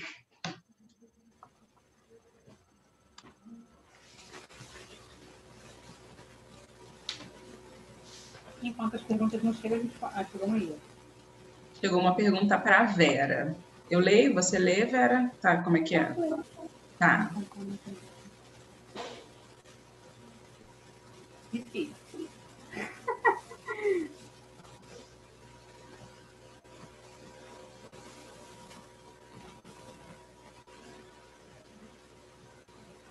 Então, Lorena, vamos por partes, né? Seria bom ler, gente, por causa do YouTube, as pessoas do YouTube. Ah, tá. Então lê, Liane. É que você disse que leria. A Lorena mandou uma pergunta para a Vera. Está sem microfone, sem vídeo, mas está participando aqui pelo chat. Vera, mas como tentar, na atualidade, transformar trabalhadores assalariados em trabalhadores produtores sustentáveis? Como repensar a sociedade que se pauta em bens que são para além de sustento, tecnologia, por exemplo? É possível? Uma provocação. Será que os produtores, nessa situação livre, só conseguem existir no momento em que existem os que estão submetidos ao trabalho capitalista? Lorena. Enfim, Lorena, você me fez pensar numa frase do Milton Santos. Milton Santos é um geógrafo brasileiro extremamente potente. Te indico a leitura do Milton Santos. Ele tem um livro chamado Por uma Nova Globalização, que eu tenho até esse livro em PDF, eu posso disponibilizar. Que ele vai tratar essa questão, né? E ele fala o seguinte, ele tem um capítulo onde ele discute a seguinte questão: a história não terminou, ela apenas começa. Então, a gente precisa pensar, né, a partir dessa fala dele, que é isso, a história ela apenas começa. A partir de agora, né? O que a gente pode pensar com essa questão dos trabalhadores assalariados e com trabalhadores sustentáveis? Isso faz a minha cabeça abrir muito, assim. Mas eu começo a pensar, por exemplo, no nosso posicionamento. O que a gente está comendo, né? O que a gente está comendo? O que a gente está assistindo? O que a gente está fazendo? Quais são os nossos posicionamentos, né? Então, acho que a gente precisa começar a pensar por aí, né? Acho que uma forma da gente começar a afirmar isso é a forma como a gente se relaciona. que a única forma que a gente tem de fazer alguma coisa é mexendo na forma como a gente se relaciona. É a única forma. Então, a gente precisa pensar a forma como a gente se relaciona no trabalho, né? Como? A princípio, é rompendo aí com essa lógica individualista, né? Por exemplo. Mas não é uma coisa fácil, né? Não é algo que a gente passa da noite para o dia. O capitalismo, ele não começou... Hoje o capitalismo é global, mas ele não começou de forma global. Ele começou de forma pontual, né? Então, acho que minha aposta passa por aí, né? Eu faço uma aposta na micropolítica, né? Nos nossos posicionamentos, de forma pequena. A gente acha, às vezes, que é muito. Tem um agricultor que ele fala assim, uma fala muito interessante, eu estou aprendendo a observar a natureza. Toda vez que chove, eu observo o que eu aprendo com a natureza. Eu estou aprendendo agora com as formigas são grandes podadeiras, elas me ajudam a podar o que eu não quero mais. Então, acho que é um pouco isso, né? É a gente aprender com as formigas, né? É a gente aprender com o tempo da vida, né? Acho que a gente... Porque a pergunta é muito ampla, né? Mas acho que passa por aí. Passa por a gente pensar, por exemplo, quais são as formas da gente fazer uma economia solidária, né? Como que a gente consegue fazer isso? Sim? Por onde a gente consegue fazer isso? Na sua cidade, tem agricultura? Tem agricultura? Provavelmente. Tem agricultura familiar? Acho que é começar por aí, né? Começar numa afirmação, inclusive, de romper com essa criminalização que a gente tem de movimentos sociais, né? É a gente, em certa medida, começar a pensar a nossa postura no trabalho, né? Como uma vez uma turma foi fazer um trabalho e aí chegaram julgando uma menina que estava no trabalho, o telefone estava tocando e ela não atendia. Deixou o telefone tocando e não atendia por nada. E eu fiz elas pensarem, gente, talvez essa trabalhadora não atender o telefone é uma defesa. Talvez se ela atendesse o telefone naquele momento, ela ia surtar. Então, não atender é uma forma de se cuidar, né? Então, acho que a gente repensar esse lugar que a gente vai ocupando aí de desempenho absurdo, de querer que o outro também tenha um desempenho absurdo. Sabe por quê, Lorena? Porque a gente está chegando num nível, Lorena, em que a gente não tolera ver o outro parado. O outro precisa produzir o tempo inteiro e fazer 1000 poses ao mesmo tempo. E quanto mais a pessoa faz, mais a gente bate palma para ele. Então, a gente precisa repensar, a princípio, para começar, o que a gente quer com isso, né? E para onde a gente está indo. E eu não sei, Lorena, sabe por quê? Essa sua segunda questão aí, né? Isso para mim vem ficando muito claro, inclusive por conta da pandemia. Por quê? Eles poderiam agora ter aumentado o preço dos alimentos deles, como todo mundo aumentou. O preço de todos os lugares subiu. O alface, com os agricultores, continua R$2. Eles continuam, o que eles não conseguem vender, eles trocam entre si. E aí, eu não estou falando, tem muitas questões aí que fazem com que a vida deles seja, em certa medida, uma vida de muita luta, né? Eles trabalham todo dia, por exemplo. A terra tem que regar todo dia, os animais têm que alimentar todo dia. Então, eu não sei. Eu coloco essa sua questão aí, eu vou suspender essa sua questão no sentido de que, para mim, ela não é isso. Assim. Eles existem, inclusive, porque eles estão, em certa medida, fora desse trabalho capitalista. Sabe por quê, Lorena? Eu faço uma aposta de que se eles estivessem aqui fora, não tivessem lutado para conquistar a terra, alguns não estariam nem mais vivos. Porque a reforma agrária, em certa medida, ela agrega o que a sociedade exclui. E aí, nesse sentido, eles vão encontrando, justamente por não estarem submetidos, né, eles vão encontrando coletivamente outras formas de sobreviver, né? Então, eu acho que não. Acho que eles vivem, inclusive, porque eles fazem uma outra aposta na vida. É isso, Lorena. Tem um comentário da Noemi que eu vou ler. Hoje ficou muito forte a questão do sentido do trabalho e a satisfação e felicidade no trabalho. O relato da Vera me remeteu à aula 3, que falaram do trabalho artesanal ao invés do automatizado e sem relacionamento com o fazer. E a Viviane Martins tem uma pergunta. Pode abrir, Viviane, por gentileza. Oi, boa noite, Vera. Bom te ver novamente. Eu não vou abrir a câmera porque hoje eu estou no celular. Não sei se vocês estão me escutando bem. Estão me escutando bem? Sim, sim. Então, eu trabalho muito tempo com política de assistência social, né? E é muito interessante o que a Vera traz, que acaba sendo um flagrante daquilo que muitas vezes a gente vive nesses espaços, né? Muitas vezes as pessoas vão até o equipamento da assistência em busca de comida, né? Alimento. E a gente tem que ir na casa delas fazer a visita domiciliar, muitas vezes, para dar um suporte àquela família. E a gente acaba chegando, principalmente na Baixada, né? Estou dando um recorte da Baixada Fluminense. E as famílias têm quintais imensos, elas não têm elas às vezes moram numa casinha, mas o quintal é imenso. E ali não tem plantado nada, né? Não há uma cultura de plantio, não há um incentivo, um trabalho voltado a isso. Você acha, Vera, que é possível construir políticas públicas ou reforçar as políticas já existentes para esse tipo de relação do sujeito com o campo, com a produtividade? Porque a gente sabe que em um momento a gente vai poder até não ter dinheiro, mas não ter de onde tirar o alimento, né? E as pessoas não estão muito voltadas a isso, a produzir o seu próprio alimento. Essa é a minha pergunta para a Vera. Oi, Vivi, muito bom te ouvir, muito bom ouvir sua voz. Nossa, muito potente essa pergunta, assim. Isso é uma coisa que eu penso muito, vou te indicar até um documentário chamado, acho que é Para Quando o Carnaval Chegar, ou Esperando o Carnaval Chegar. Assiste esse documentário, você vai gostar muito. Acho que é isso, Vivi, acho que a gente precisa, para ontem, né, afirmar políticas públicas para discutir alimentação. A gente pode pensar, você me fez abrir aqui a caixinha, né?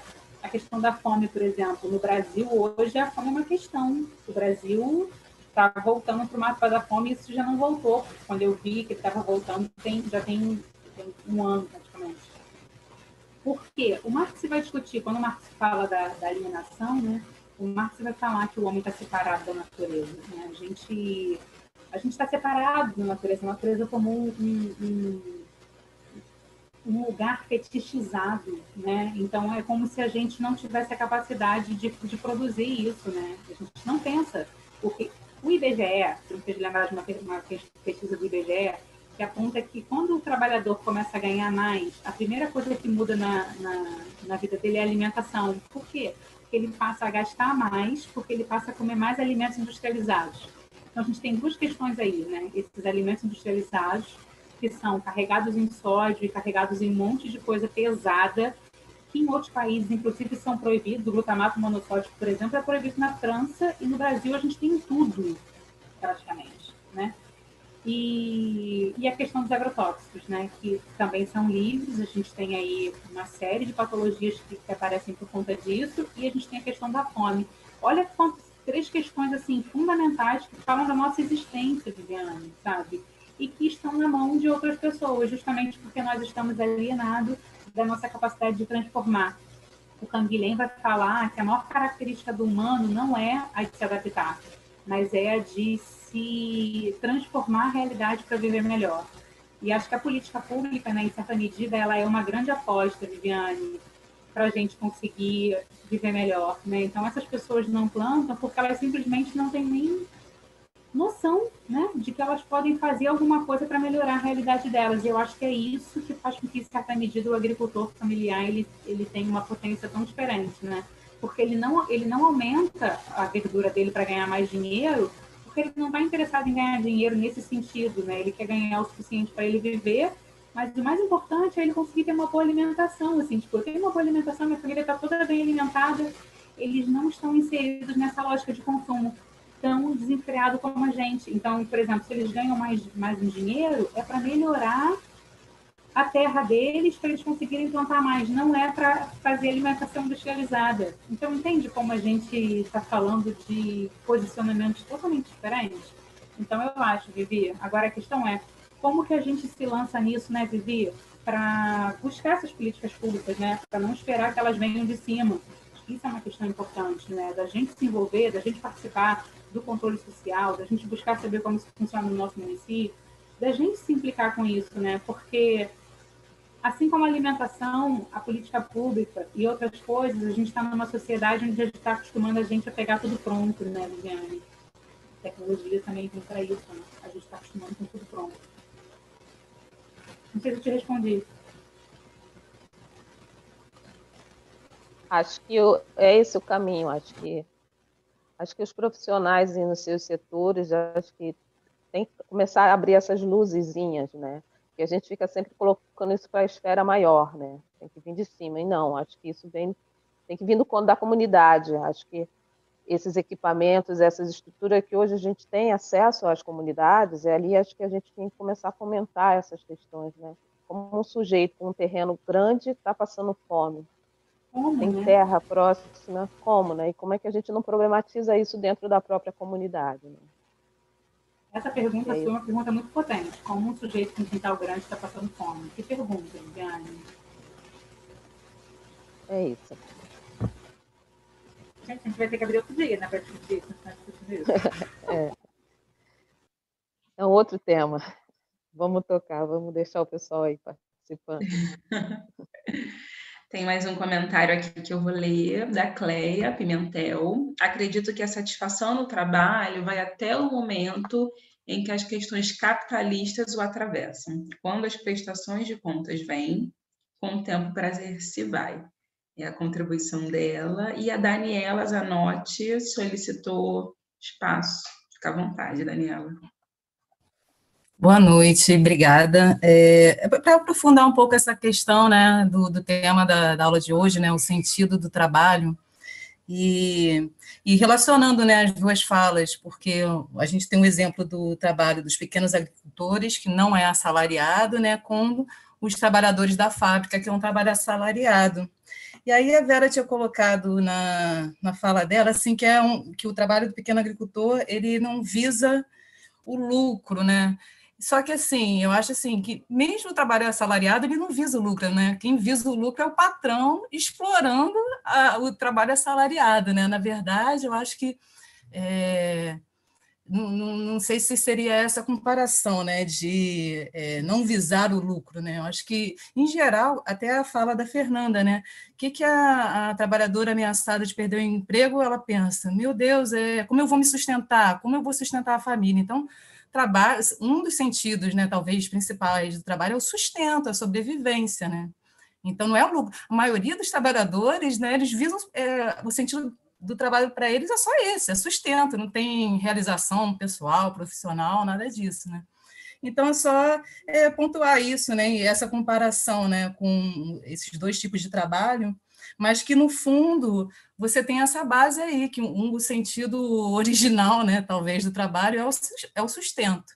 Agora, no caso do trabalho assalariado, o próprio trabalhador, ele é uma mercadoria que se vende, né? Então, aí o sentido do trabalho é outro, né? E aí talvez vocês pudessem aprofundar, né? O que é, talvez a Fernanda, né? O que é esse sentido do trabalho, né? Quando você não está trabalhando para si mesmo como agricultor, você é dono do produto do teu trabalho, não. Né? Numa fábrica você produz e você não é dono daquilo que você produziu. Então, assim, só para comentar, pedindo aí se vocês puderem comentar, por favor. Obrigada.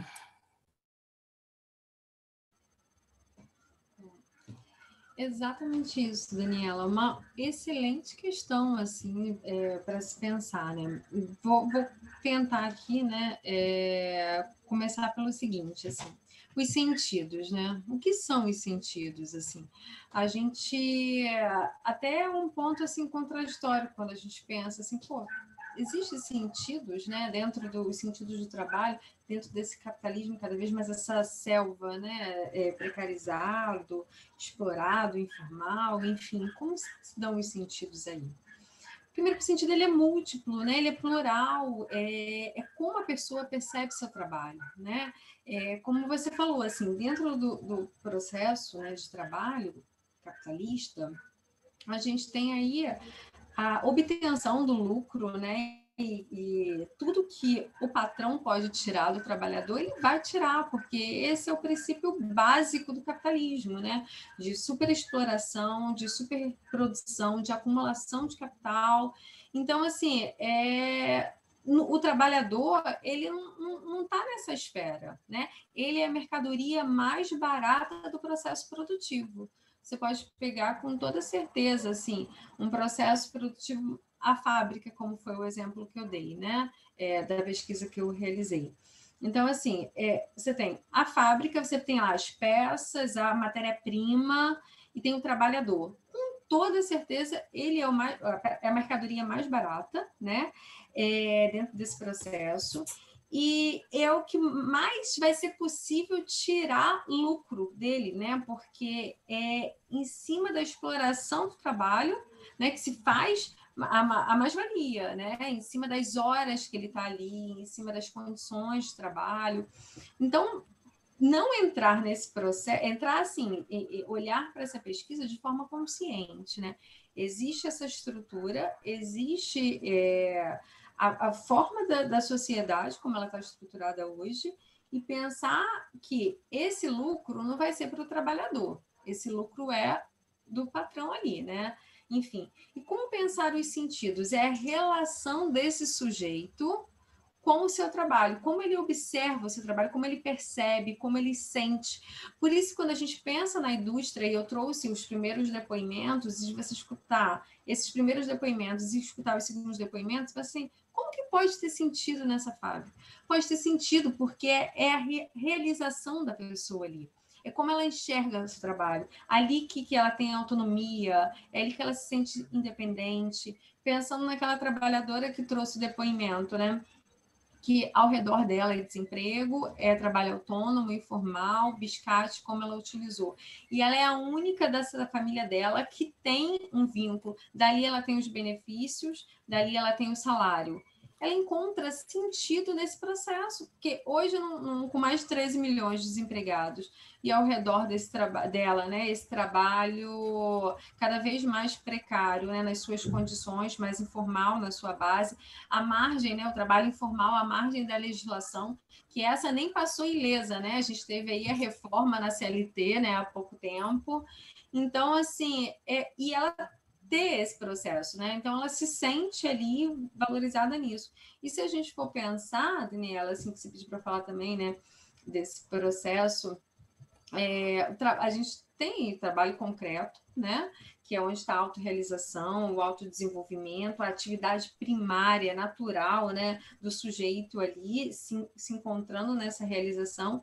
E nesse processo, né, do trabalho do sistema, né, capitalista, da acumulação, ele torna-se esse trabalho, né, abstrato, né, transformando-se nessa mercadoria, né, desse trabalho. Então, quando esse trabalhador está nessa fábrica, ou está no banco, ou está até mesmo na escola, né, enfim, ele entende também a sua consciência de classe. Eu acho que a gente tem que pensar também nesse processo, né, de consciência, de luta, né, de direitos e na busca. Acho que quanto mais a gente tiver um espaço para pensar e criticar, porque eu acho que individualmente a gente não vai conseguir modificar praticamente nada. Só com força, com movimento coletivo, falar sobre as nossas mazelas dentro desse trabalho. Então, assim, o sindicato está perdendo força, e já vem há algum tempo assim, né? Mas, assim, entender que esses movimentos sociais, esses movimentos coletivos, vem daí esse processo de se entender como classe, né, trabalhadora, e buscar aí olhar esses sentidos, mesmo nesse trabalho assalariado, né? Para Marx, né, como você botou, é contraditório, né? Mas a gente tem aí alguns outros autores que falam sobre os sentidos, né? A pluralidade dos sentidos do trabalho, né? Vera, você quer completar alguma coisa? Acho que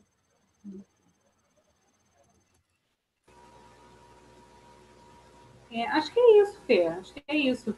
Eu falei também, Daniela, no sentido assim da propriedade capitalista, né? Então, assim, não tentei falar no sentido de não individualizar, como se fosse um agricultor, pensando em um agricultor, né? Tipo, o lucro não é o objetivo de um agricultor. Não foi nesse sentido que eu falei, foi no sentido coletivo, assim. Então, o valor do trabalho, e aí eu não estou falando de um agricultor, né? Estou falando do valor do trabalho familiar, assim, para delimitar melhor. Eu estou falando de uma perspectiva mais coletiva. O valor desse trabalho coletivo não é o lucro, comparado a uma propriedade capitalista, que também está numa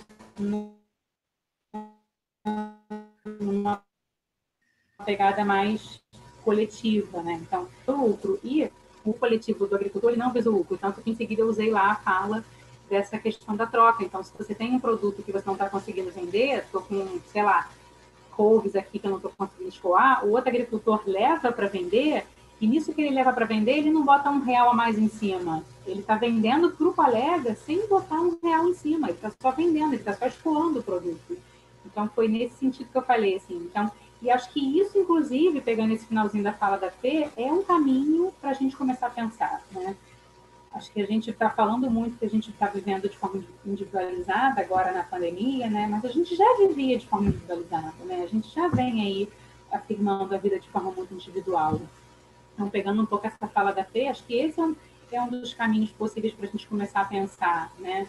E aí eu fiquei pensando, fiquei com a fala da Fernanda na minha cabeça, de uma das entrevistadas da Fê, de que a fala não circula, né, Fê? Elas não conseguem falar. Em algum momento você fala isso, assim, de que o tempo passa tão rápido ali que eles não conseguem falar, né? E acho que isso, Fernanda, é uma das coisas que mais me mobilizou na minha pesquisa, assim, da transmissão da experiência que essas pessoas conseguem falar, assim, de como a fala coletiva está amarrada. Então, eu venho do RH, minha primeira formação foi RH, trabalhei anos como analista de RH. Então, assim, o trabalhador de fato não pode falar muito, não, ele precisa produzir, ele precisa trabalhar, ele tem que estar focado. É uma atenção focada no presente, não tem tempo para fala. Não é à toa que a gente está adoecendo tanto, a gente não pode falar, né? E aí eu queria compartilhar uma foto, mas eu não sei como é que eu faço. Foi da última... Alguém me ensina? Foi da última reunião. É a setinha verde, Verinha. Aí embaixo no seu vídeo. E aí você direciona para... screen. Isso. E aí você direciona para o que você quer compartilhar. Estão vendo essa foto? Sim. Então, Sim. essa foto foi uma foto que eu tirei em fevereiro, né, desse ano, um pouco antes da pandemia. Foi um domingo de manhã, onde os agricultores se reuniram, né? Eles se reúnem de 15 em 15 dias, tentam se reunir de 15 em 15 dias, para discutir, para trocar experiências, para discutir os sentidos do trabalho, a importância do trabalho, quais são as dificuldades que eles estão enfrentando, o que eles estão enfrentando, o que um está fazendo que pode ajudar o outro. Enfim, e aí, logo assim que essa reunião começa, um deles fala: como é bom aprender com vocês, né? Aí eu falo, como é bom aprendermos todos juntos. Então, eu fiquei muito com esse questionamento, né? Esse dia eu saí daí muito atravessada e saí pensando, caramba, eu estou no mercado de trabalho desde que eu tinha 17, 18 anos e eu nunca vi, né, nós, trabalhadores, conseguir fazer um encontro para debater sobre as nossas dores, sobre as nossas experiências, simplesmente para trocar experiência e fortalecer a nossa vida, né? A forma como a gente maneja a vida e a forma como a gente maneja o trabalho. Então, acho que eu queria deixar essa foto aí para vocês de como é importante a gente fazer uma aposta nos encontros, né, gente? Talvez a gente se encontrar aí no sentido de ouvir o outro, né? De falar com o outro, seja uma possibilidade da gente recuperar aí alguma coisa que está perdida na forma como a gente se relaciona.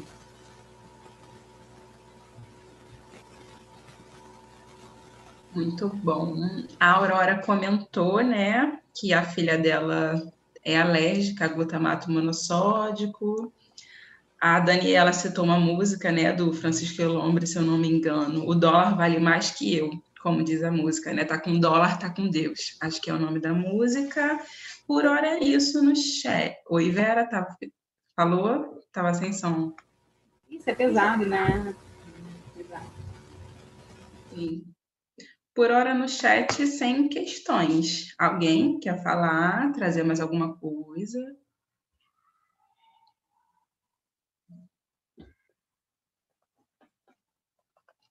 Não? Então, Jorge, no YouTube alguma coisa? Não? Não. O pessoal tá tímido no YouTube. Estão lá só olhando, isso aí. Então, vou pedir para a Fernanda Vera, considerações. A Mônica falou sim, ó, Mônica. Pode falar, Mônica, né? Mônica.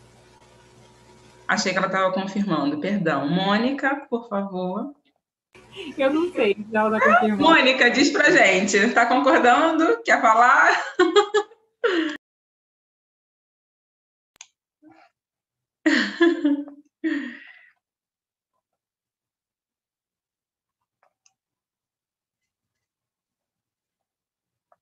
Mônica? Era só que eu estava concordando.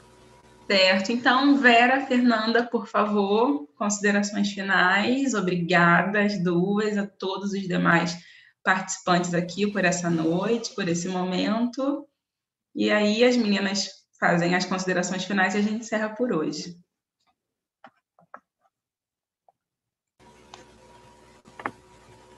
Fê, quer falar? Posso falar? Tá me ouvindo, Eliane?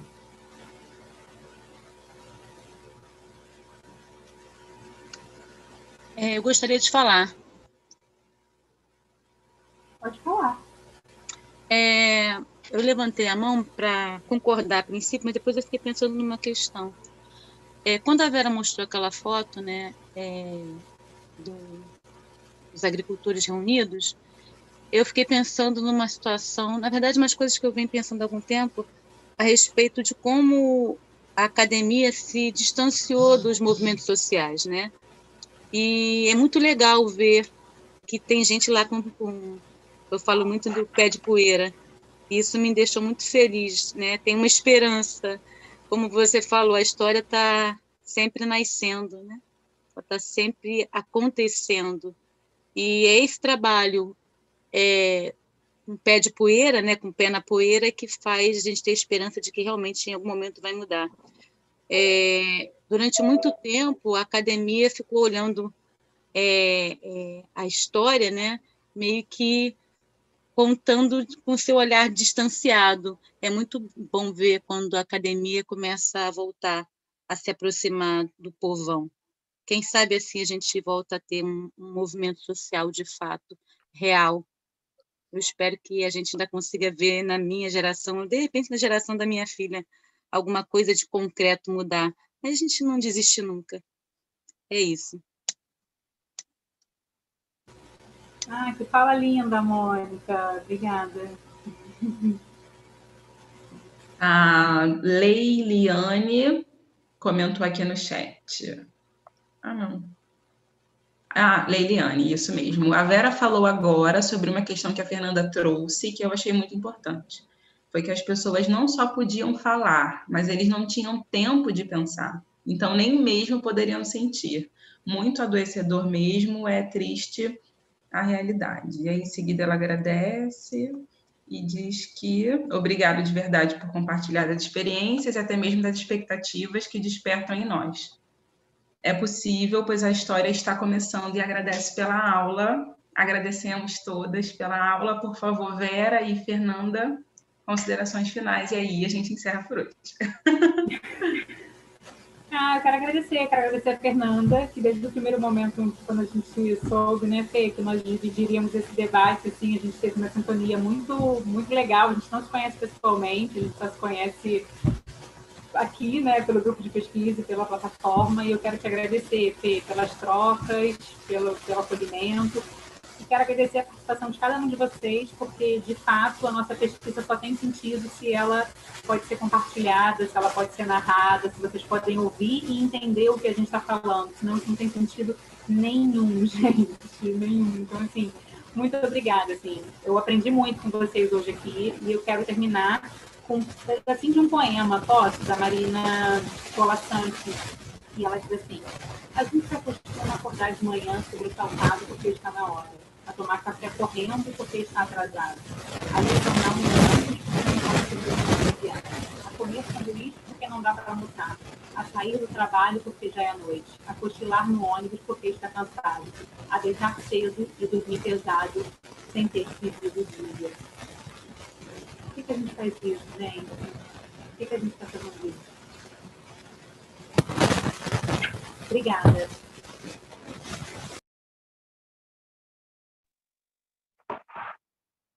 Oi. Eu caí de novo, né? Vocês estão me escutando? Sim, sim. Ótimo, tá. Qualquer coisa me sinalizem aí que eu troco pro 4G de novo. Gente, agradecer demais esse encontro, agradecer a oportunidade de poder falar da minha pesquisa, foi como a Vera falou, né? A pesquisa só serve se a gente trouxer, né, para cá, para discutir, para pensar. Se o saber for ficar dentro da academia, se for para isso, ele não serve, ele tem que estar dentro da sociedade, a gente tem que estar discutindo e mudando as nossas bases. Eu acredito no movimento, acredito na luta, acredito na resistência que a gente tem que ter como um movimento coletivo de mudança. Então, eu acho que as pesquisas e esse lugar é para isso, é para a gente discutir, pensar e mudar, né? Então, assim, todas as causas que vocês puderem apoiar. Agora a gente está aí, né, vivenciando recentemente na pandemia o processo dos entregadores, né? Os trabalhadores, entregadores de aplicativo, precisa da força da sociedade. Só eles sozinhos não é possível mudança. Então, assim, que fique esse exemplo para nós voltarmos a nos unirmos como classe trabalhadora, dentro dessa sociedade, né? Agora, né, já as eleições também, a gente pensar o nosso papel, pensar esse processo. Então, assim, quero deixar meu muito obrigada pela sua oportunidade de estar aqui. Agradecer mais uma vez a Liliane e a Vera por essa troca, uma pesquisa linda, que oportunidade de disputar. Em breve conheceremos pessoalmente, né? Temos que nos conhecer. E dizer o quanto foi bom trocar com vocês e agradecer somente essa oportunidade e deixar assim, o meu agradecimento às trabalhadoras, operárias que participaram da minha pesquisa e assim, acho que todas as oportunidades e espaços que eu tiver para falar sobre a pesquisa, o muito obrigado vai para elas. Vai sempre por falar sobre os sentidos da sua vida, os sentidos do seu trabalho. Então, deixo aqui registrado. E obrigada a todos, viu? Um grande beijo. Prazer. Boa noite, gente. É isso, acabamos por hoje, então. Até quarta-feira que vem, tá? Temos encontro, 18 horas.